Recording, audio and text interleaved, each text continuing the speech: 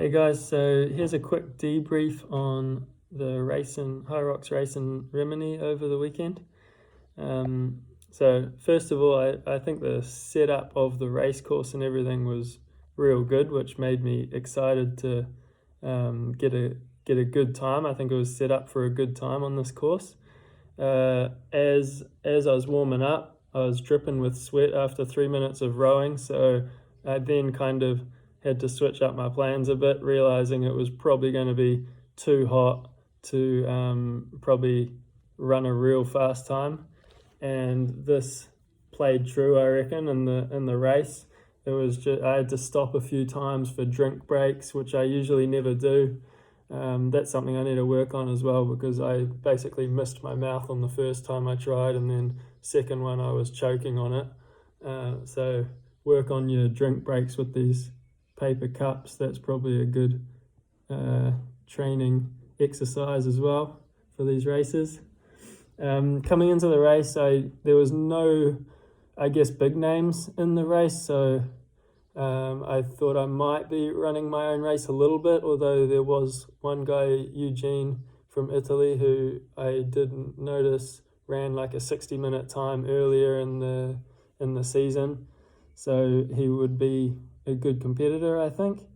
And I like to kind of look at the top people's split times and things to see where they faster and slower. So looking at his, I knew that I'd be better on most of the stations and he'd probably be better on the running.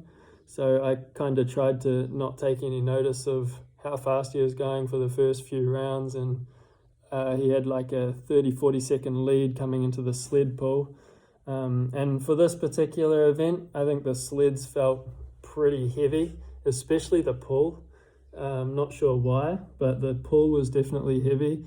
And here he actually was really struggling on it, and I managed to grind through it pretty smoothly.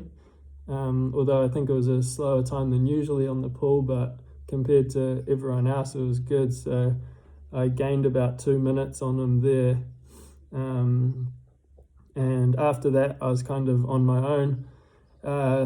Because it was really hot and so much sweat, it was pretty important to take those few drinks breaks. So, and then just really manage my my effort, because I didn't want to just blow up and kind of waste my lead or have a really struggle at the finish. So I just kind of chipped through everything else, trying to keep it steady.